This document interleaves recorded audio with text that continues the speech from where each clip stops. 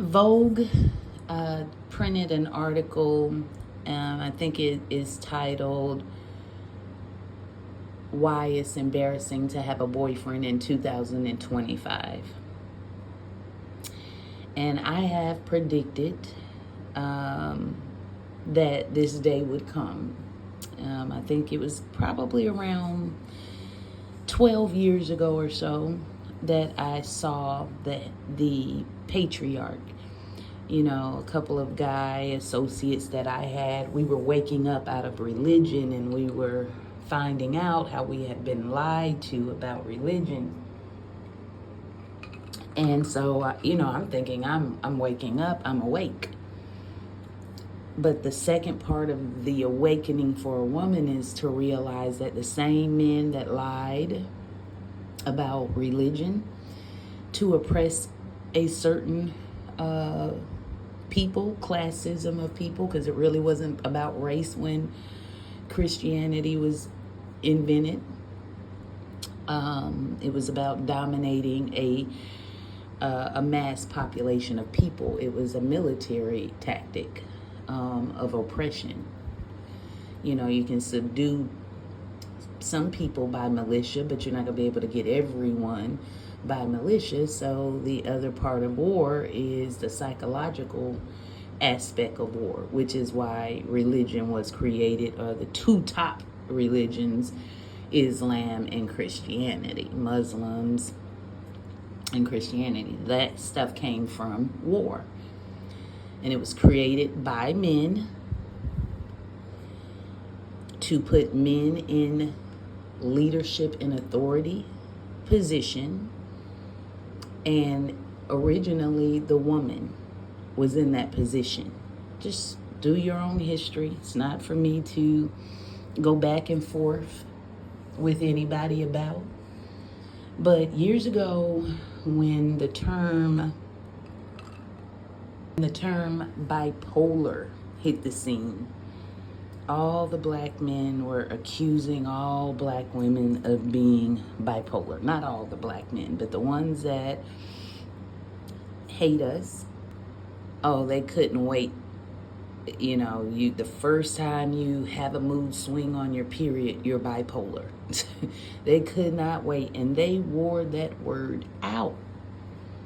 And now I hope that you guys are wearing out the word schizophrenic, because a lot of black men are suffering with that silently. Narcissism, I hope y'all wear that word out with them. And they're bipolar. Ain't that about it? And if they were abused as children, they probably have post-traumatic stress disorder.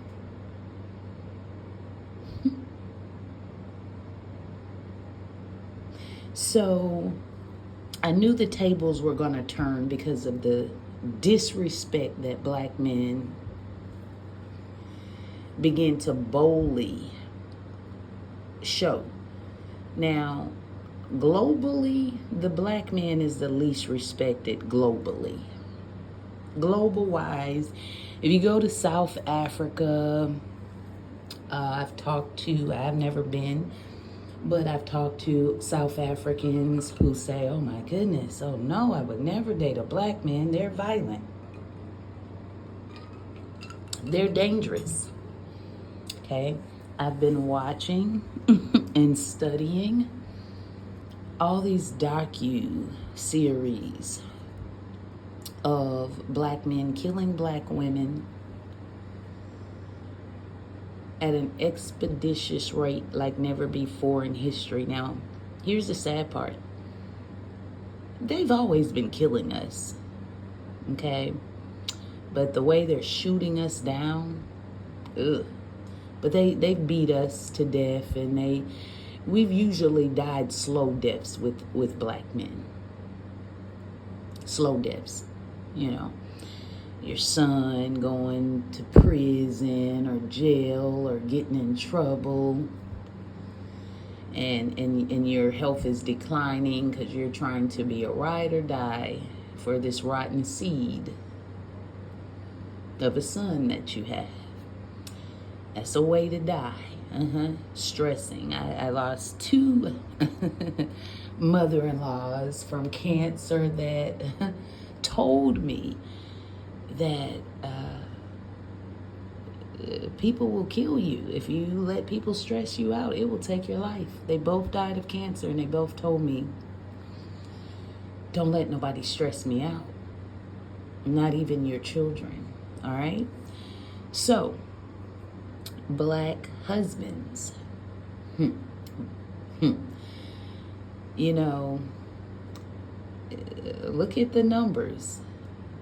The facts, the data is in. It says that a man who gets married to a woman has a longer, more prosperous life. He's probably going to make more money as a married man, and he's going to live longer if he's married. Now, the opposite is true for the woman. If she's married, her life will not be as quality or as long sometimes, oftentimes, majority of the times. Why? Because a woman spends an exuberant amount of energy trying to constantly teach men how to love and be more humane. And also, we have to spend lots of time forgiving them because they are really habitual line steppers. Men know that women are compassionate creatures, forgiving creatures, nurturing creatures, and the average man is going to test that to the ultimate limit.